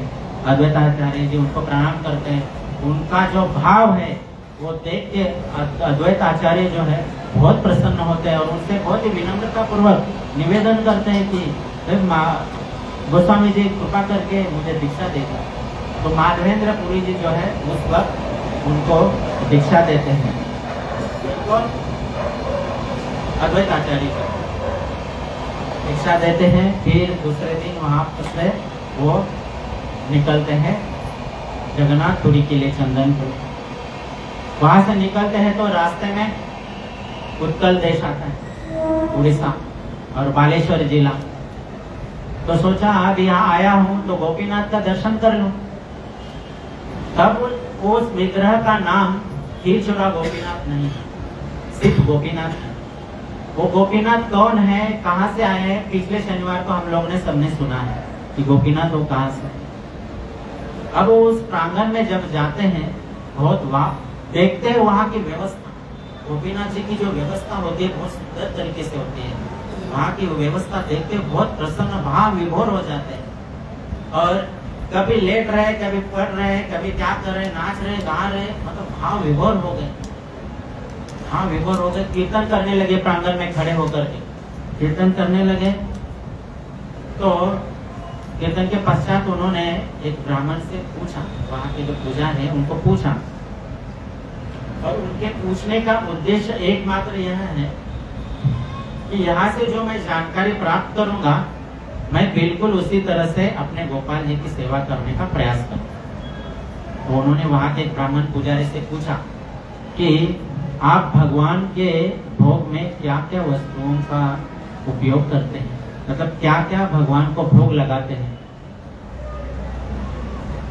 वो तो मांगेंगे तो नहीं, उनको मालूम है मैं मांगूंगा नहीं, परंतु तो पूछूंगा, जानकारी प्राप्त करूंगा, फिर वैसे ही सेवा गोवर्धन पे गोपाल जी की करो। तो पूछते हैं एक ब्राह्मण को, पुजारी को, कि गोपाल जी अपने गोपीनाथ जी को क्या क्या भोग लगता है। तो भक्त जो है ब्राह्मण पुजारी वो बोलते हैं कि संध्या के समय गोपीनाथ जी को एक मीठा खीर का भोग लगता है जिसका नाम अमृत केली है। और वो अमृत केली उसको इसलिए कहा जाता है कि वो अमृत जैसा उसका स्वाद है और पूरे विश्व में वैसी खीर कहीं नहीं होती, इसलिए वो वहाँ उसको अमृत केली कहा जाता है। तो ये जब उन जानकारी प्राप्त करते हैं माधवेंद्रपुरी, तो मन में उनके भाव आता है। और उस समय अमृत केली का भोग अब पुजारी, दूसरे पुजारी लोग वहां लगाने के लिए गए और भगवान को भोग लगाया। और उस समय माधवेंद्रपुरी जी के मन में ये भाव आता है, यदि इस अमृत केली खीर का थोड़ा सा भी भाग मुझे प्राप्त हो जाए, मैं चख लूं, तो बिल्कुल उसी प्रकार का भोग बनाकर मैं अपने गोपाल जी को गोवर्धन में लगाऊंगा, भोग लगाऊंगा। इतना भाव उनके मन में आया। जैसे उनके मन में ये भाव आया, वैसे उनकी नजर भोग के ऊपर गई। अभी तो भोग लगा है, अभी भोग उठाया नहीं है, ये तो मुझसे अपराध हो गया। अभी भगवान ने ग्रहण किया भी नहीं, लेकिन उसके पहले ही मैं अपने चखने की बात कर रहा हूँ। उनको बहुत अपने आप पर गुस्सा आ गया, क्रोध आ गया, लेकिन वो किसी से कुछ नहीं कहे। पुजारी ने भोग उठाया और उसके पश्चात आरती शुरू की।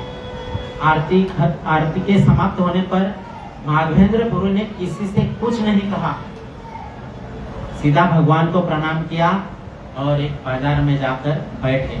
दिन में बाजार लगता था, अब वो संध्या हो गई थी तो बाजार निर्जन बाजार था, वहाँ कोई नहीं था। वहाँ बैठकर हरे कृष्ण कर रहे हैं, कीर्तन कर रहे हैं, हरे कृष्णा कृष्णा कृष्णा हरे हरे, हरे राम राम राम हरे हरे। वहाँ कीर्तन करते बैठे और अपने आप को कोसने लगे कि ये मैंने क्या अपराध कर लिया, मुझसे अपराध हो गया। भगवान ने ग्रहण करने से पहले ही मैंने अपने लिए चखने के लिए मेरे मन में भाव आ गया। तो ये उनको बहुत अपराध जैसा लगने लगा और फिर वो रोए, पहले तो खुद को कोसने लगे, फिर वहां जाके निर्जन बाजार में कीर्तन करने लगे, जप करने लगे हरे कृष्ण महामंत्र का। यहाँ पर मंदिर में पुजारी जो है भोग उठाने के बाद, आरती के बाद अब भगवान को शयन देते हैं और उनकी जो दिनचर्या है वो खत्म करके खुद प्रसाद ग्रहण करके सो जाते हैं। वो पुजारी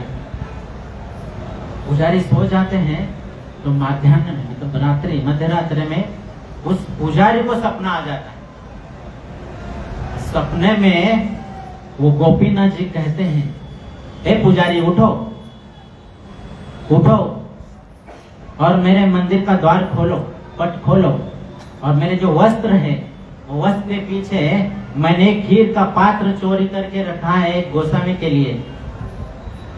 एक माधवेंद्रपुरी नाम के गोस्वामी है, उनके लिए खीर का एक पात्र चोरी करके रखा है, वो ले लो और उनको दे दो जाकर।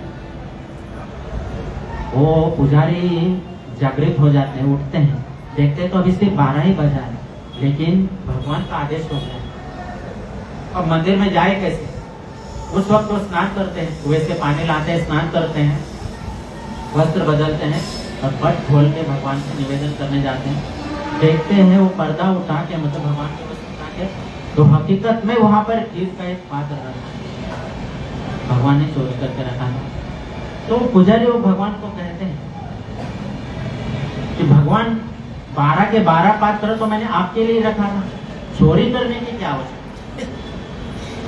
आपके हैं, चोरी करने की क्या आवश्यकता? भगवान कहते कि तुम नहीं जानते, ये मेरा हमेशा का काम है, मैं बचपन से यही काम करते आया हूं। क्या आप चोरी करते हो? हाँ, मैं चोरी करता हूं और मैं इसलिए प्रसिद्ध भी हूं। एक चौराष्टक नाम का अष्टक है, जैसे राजाष्टक, जगन्नाष्टक है ना, चौराष्टक अष्टक है। उसमें 8 श्लोक है भगवान के इस लीला के।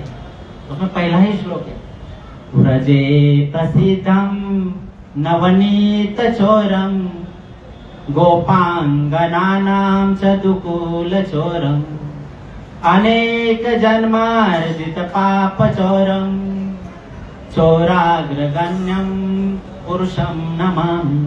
वो कहते हैं कि मैं प्रसिद्ध हूँ चोरी करने के लिए।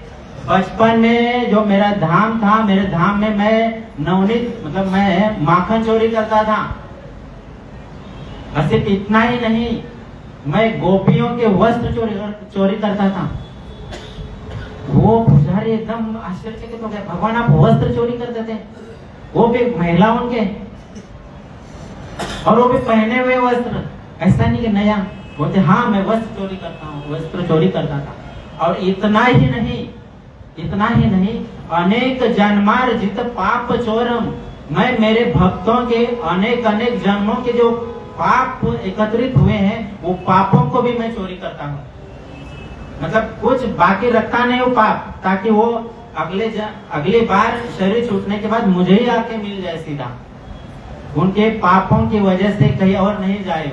इसके लिए मैं उनके पापों, अनेक जन्मार्जित पाप चोरम, जो अनेक जन्मों में पाप अर्जित किए, उनकी भी चोरी करता हूँ।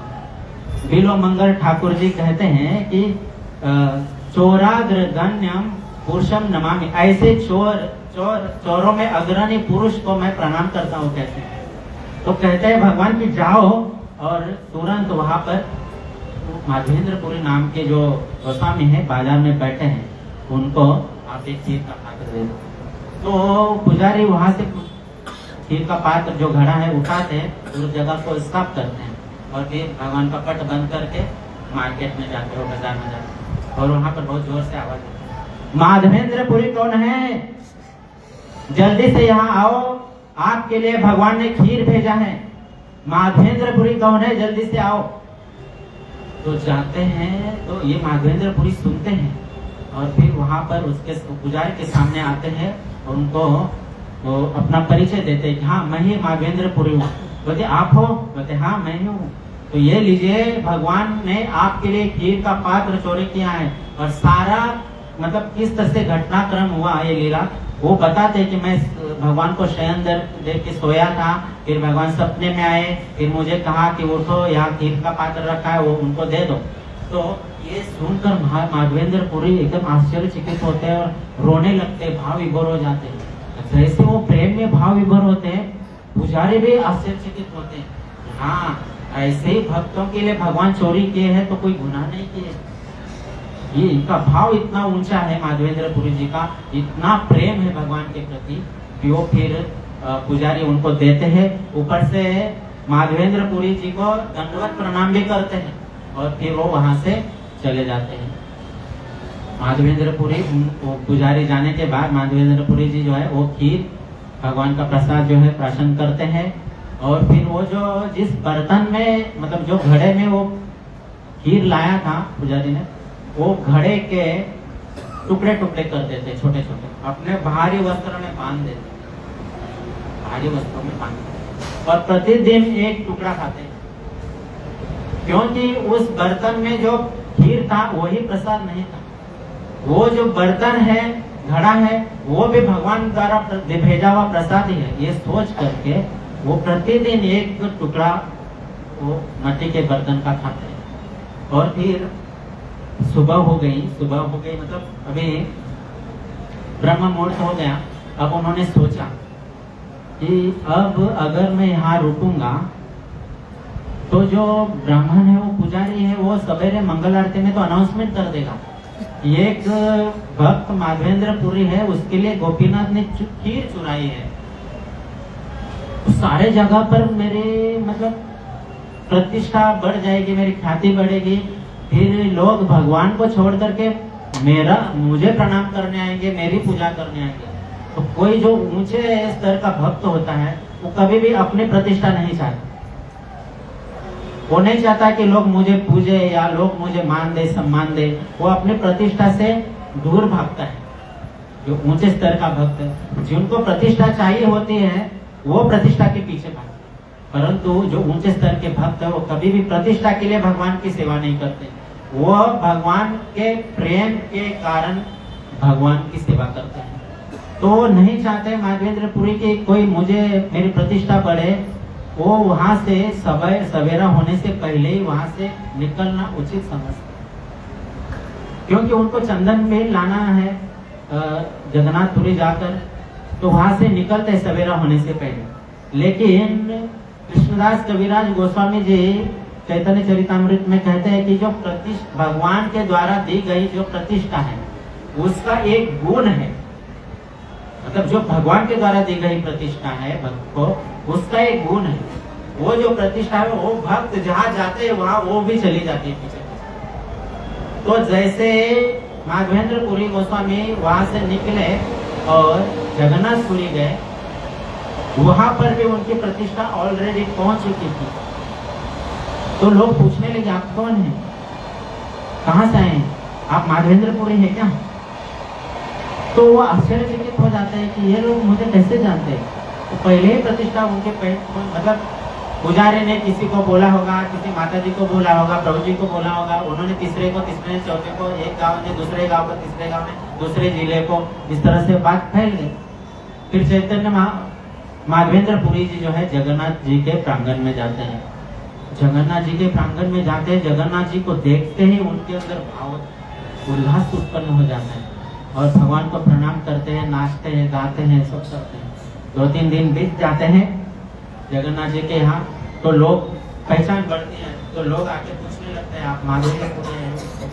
तो अब वो क्या सोचते हैं, मैं यहाँ से चला जाऊँ, लोग अभी मुझे ही पूछने लगे, मेरी प्रतिष्ठा बढ़ रही है, तो मेरे मतलब ये मेरे पतन का कारण ना बन जाए मेरी प्रतिष्ठा।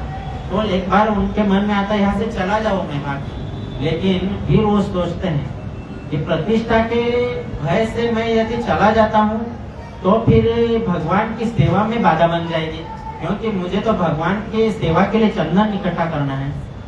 तो भक्त जो है भगवान की सेवा करने के लिए वो अपनी प्रतिष्ठा, मान, अपमान कुछ नहीं देखता। वो बोलते प्रतिष्ठा हो रही ना, ठीक है, उसको देखते भी नहीं। लेकिन भगवान के लिए चंदन इकट्ठा करने के लिए वहां रुकते हैं। एक पहचान लोग जानने लगते हैं तो पूछते आप किस लिए आए हो, कहाँ से आए हो? तो बोलते हैं कि मैं गोवर्धन से आया हूँ और वहाँ हमारे गोपाल जी ने मुझे आज्ञा दी है कि चंदन, मलय गिरी का चंदन लाओ और मुझे जो गर्मी है, मेरा जो ताप है, वो मेरा चंदन वहां से लाकर मेरे शरीर में लेप लगाओ ताकि मेरा ताप चला जाए। तो वहाँ के लोग बोलते हाँ मैं चंदन देता हूँ, मैं देता हूँ, मैं देता हूँ। ऐसे बहुत सारे लोगों ने चंदन और कपूर दे दिया उसको। जो लोग जो सरकारी जो ऑफिसर होते हैं, उनके पहचान वाले जो लोग होते हैं, उन्होंने जो राजा के जो पहचान वाले हैं उनको खबर दे दी कि ऐसे ऐसे है, गोवर्धन से गोस्वामी आए हैं, गोपाल जी ने उनको आज्ञा दी है कि चंदन के लिए। तो राजा को जब ये बात पता चलती है तो राजा ने बहुत सारा चंदन और कपूर इकट्ठा करके उनको दे दिया। और उन्होंने राजा ने देखा कि इनकी गोस्वामी की जो अवस्था है वो बहुत वृद्ध अवस्था है। तो ये चंदन मतलब लगभग 1 मन चंदन ऐसा लिखा है, मतलब 1 मन चंदन मतलब 40 किलो हो सकता है, 35-40 किलो। तो ये वृद्ध व्यक्ति यहाँ से वृंदावन गोवर्धन तक 40 किलो कैसे उठा के लेके जाएगा? तो राजा ने क्या किया, जो जगन्नाथपुरी के राजा है, उन्होंने क्या किया, उनको माधवेंद्रपुरी जी के साथ में 2 और लोग भेजे, बोले कि आप इनके साथ जाओ, और साथ में एक राजपत्र दिया, लिख के दिया उस पे कि इन व्यक्ति को चंदन लेके मैंने भेजा हूँ, और फिर उस पर मोहर लगा दिया। और ये इसलिए किया राजा ने क्योंकि तभी बहुत मुसलमानों का राज्य था और बहुत सारे जगह पर आज जैसे टोल नाका होता है वैसे बहुत सारे लोगों पर बॉर्डर पर कर वसूलने वाले लोग होते थे, लेकिन जो राजा का पत्र अगर कोई दिखाएगा तो उसको छूट होती थी ले जाने की। तो राजा ने उनको पत्र लिख के दिया, मोहर लगा दी, 2 लोगों को भी भेजा। अब माधवेंद्रपुरी गोस्वामी वहां से निकले हैं और वृंदावन जाने के लिए निकले हैं। रास्ते में फिर से वो बोलते हैं कि अभी गोपीनाथ जी ने मेरे लिए खीर चोरी की थी तो मैंने उनका आभार भी प्रकट नहीं किया। अभी जाते जाते मैं वहां फिर से जाता हूँ और उनका आभार प्रकट करूंगा, उनका दर्शन करूंगा। फिर से वो रेमुना में आते हैं और उनका दर्शन करते हैं, नाचते हैं, गाते हैं। फिर पुजारी जिन पुजारी को भगवान ने सपने में आकर कहा था कि खीर चुराई है मैंने, उनको दे दो, वो पुजारी ने फिर से देखा माधवेंद्रपुरी गोस्वामी जी को तो बहुत प्रसन्न हो गए और उनको फिर से एक पात्र खीर का लेके उनको दे दिया। इस तरह से वो खीर का पात्र में से खीर खाए और उनके साथ जो 2 भक्त आए थे उनको भी खिलाए। फिर उन्होंने सोचा कि आज की रात यही रुक जाता हूँ, कल मंगल आरती अटेंड करके फिर चला जाऊंगा। फिर उस रात वो उधर ही उसी मंदिर में, गोपीनाथ जी के मंदिर में सो जाते हैं। जैसे सोते हैं वैसे अब तीसरी बार उनको स्वप्न आता है। पहली बार स्वप्न आया था मैं जमीन के नीचे हूँ, मुझे निकालो, मेरी सेवा करो। दूसरी बार स्वप्न में आए और बोले कि मेरे लिए चंदन लाओ, और अभी तीसरी बार स्वप्न आया है माधवेंद्रपुरी जी। अब भगवान कह रहे हैं, गोपाल जी मतलब जो गोवर्धन पे गोपाल जी है वो सपने में आए हैं और कह रहे हैं कि मुझे चंदन कपूर ऑलरेडी मिल चुका है, आप एक काम करो, ये जो चंदन है इधर ही घिसो और यही गोपीनाथ जी के विग्रह को लगाओ। ये गोपीनाथ जी का विग्रह और मैं दोनों हम एक ही है, हमारे में कोई भेद नहीं है। उनको जब आप लेप लगाओगे चंदन का तो मुझे यहाँ पर मिल जाएगा और मेरा शरीर शांत हो जाएगा, मेरा ताप नष्ट हो जाएगा। ऐसा सपना उन्होंने देखा। फिर वो सवेरे उठे और उन्होंने फिर स्नान किया और जो हेड पुजारी है वो गोपीनाथ मंदिर के, उनको बताया कि ऐसा ऐसा स्वप्न में देखा मैंने, भगवान आए, भगवान ने मुझे आज्ञा दी है कि ये जो चंदन लाए हैं वो गोपीनाथ जी के शरीर में लगा दिया जाए। तो माधवेंद्रपुरी बोलते हैं उनको कि मेरे साथ जो 2 लोग आए हैं वो चंदन घिसने का सेवा करेंगे, आप सिर्फ लगाने का सेवा कीजिए, और साथ में आपकी तरफ से 2 और भक्त चंदन घिसने के लिए लगाइए, उनका वेतन जो है मैं दे दूंगा। माधवेंद्रपुरी कह रहे बोलते कि वेतन, वो मन में सोचते हैं कि वेतन की क्या जरूरत है, ऐसे ही चंदन मिला है भगवान की सेवा करने के लिए तो हमारे तो प्रसन्नता की बात है, मन ही मन सोचने लगते। तो पुजारी जो है बहुत सारे लोगों को इकट्ठा करते बोलते चंदन घिसो, और ऊपर से अपने पुत्र को भी बोलते चंदन घिसो, भगवान को लगाना है, फ्री में मिला था, लगाना है बस। तब से ये कहावत प्रसिद्ध हुई, फोकट का चंदन घिस रे मेरे नंदन।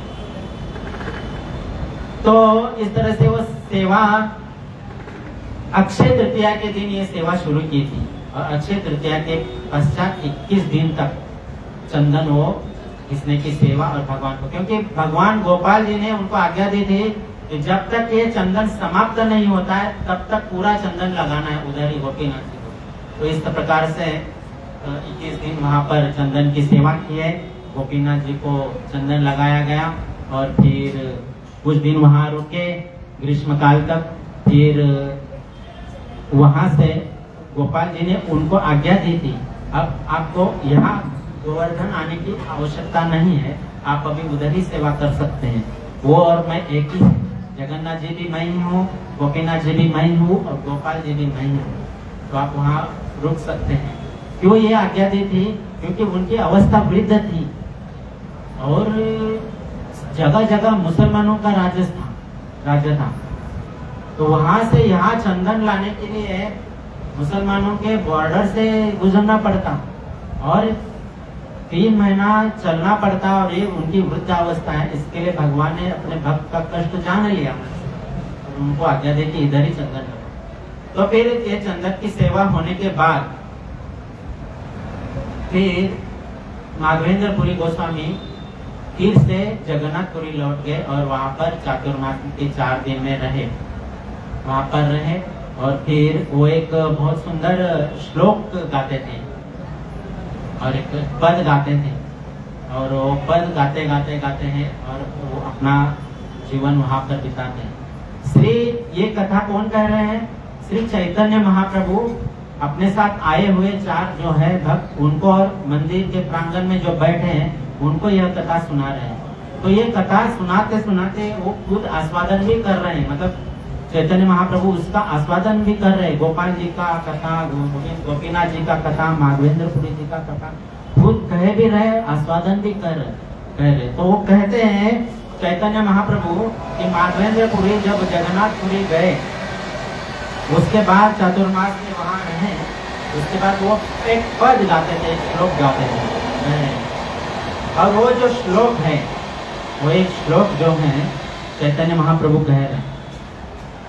और कृष्णदास कविराज गोस्वामी महाराज चैतन्य चरितामृत के इस अध्याय में कह रहे कि वो जो श्लोक है वो जितने भक्ति के रसात्मक शास्त्र है उन सब में कौस्तुभ मणि की तरह है। मतलब जितने मणि है संसार में, जितने मणि है उसमें सर्वश्रेष्ठ मणि कौस्तुभ मणि है भगवान के गले का।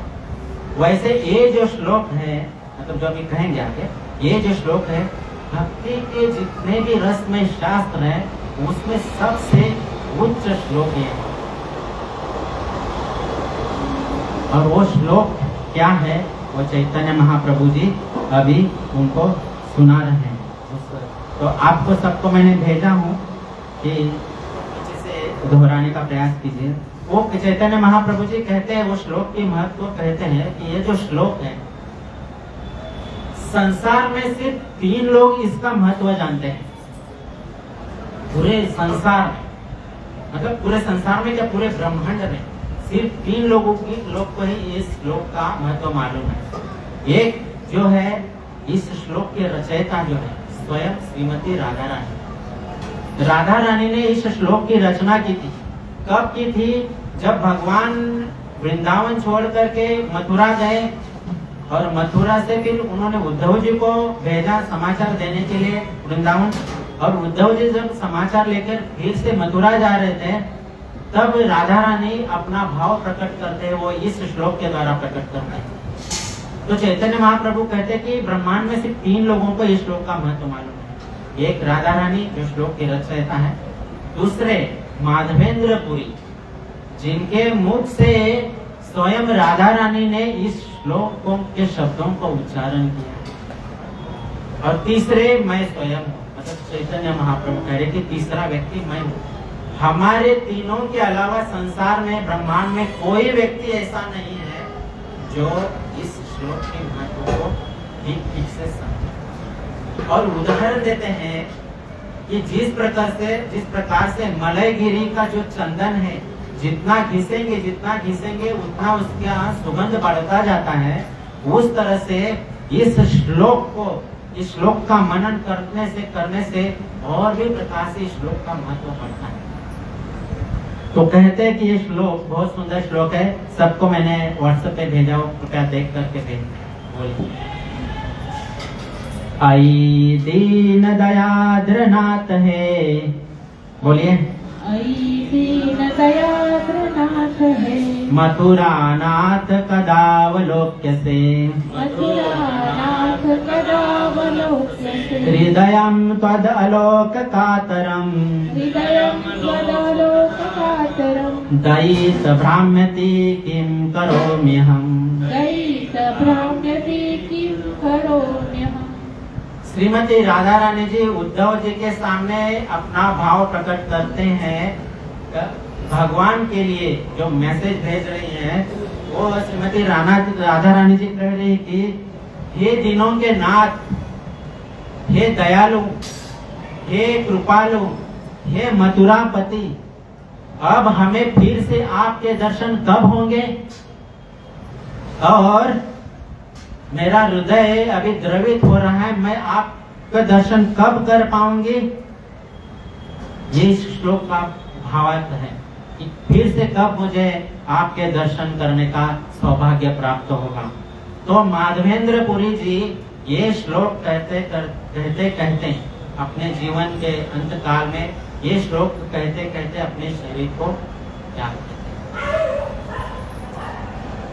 और इस प्रकार चैतन्य महाप्रभु जी ने कथा को सबके सामने कहा। फिर उसके बाद वहाँ गोपीनाथ मंदिर में भगवान को भोग लगाया पुजारी ने। फिर वहाँ के पुजारी ने माधवेंद्र क्षमा कीजिए चैतन्य महाप्रभु के सामने 12 के 12 घड़े खीर के उनको प्रस्तुत कर दिए चैतन्य महाप्रभु के लिए। परंतु चैतन्य महाप्रभु जी ने 5 घड़े अपने पास रखे, 7 घड़े पुजारी को दिए और 5 जो घड़े थे उसमें से 4 घड़े अपने साथ आए हुए 4 जो थे नित्यानंद प्रभु, जगदानंद पंडित, मधु मुकुंद दत्त और दामोदर पंडित, इन 4 को 4 घड़े दिए और एक स्वयं प्राशन कर दिया। हालांकि चैतन्य महाप्रभु जी ने गोपीनाथ के रूप में पहले ही खीर को चख लिए थे, लेकिन अभी भक्त के रूप में उपस्थित है तो उन्होंने फिर से उसका प्राशन किया। बहुत बहुत आभार, आप लोगों ने बहुत ही शांतिपूर्वक श्रवण करने का प्रयास किया। मुझे इस कथा के बारे में कुछ भी नहीं आता था। माता जी से मैंने श्री चैतन्य चरितामृत ग्रंथ लिया, वो पढ़ा और माधवेंद्र पुरी एवं गोपीनाथ जी से प्रार्थना की कि मुझे तो कुछ आता नहीं है, कृपया आप ही मेरे मुख से कुछ बोलना है वो बोल दीजिए, क्योंकि मैं तो योग्य नहीं हूँ कि मैं माधवेंद्र पुरी जी के बारे में कुछ कहूँ। तो उनसे प्रार्थना की और ये प्रयास करने का प्रयास किया। तो आप लोग का बहुत बहुत आभार। श्री माधवेंद्र पुरी गोस्वामी की, जगत गुरु श्रील प्रभुपाद महाराज की, कृष्णदास कविराज गोस्वामी महाराज की, श्री चैतन्य महाप्रभु की, खीर चोरा गोपीनाथ भगवान की, जगत गुरु श्रील प्रभुपाद महाराज की, श्री श्री जगन्नाथ बलदेव सुभद्रा मैया की, वांछा कल्पतरुभ्यश्च कृपा सिंधुभ्य एव च पतितानां पावनेभ्यो वैष्णवेभ्यो नमो नमः। अनंत कोटि वैष्णव वृंद। किसी का कोई प्रश्न है तो पूछ सकते हैं। आज के कथा पर किसी का कोई प्रश्न है तो अवश्य पूछिए।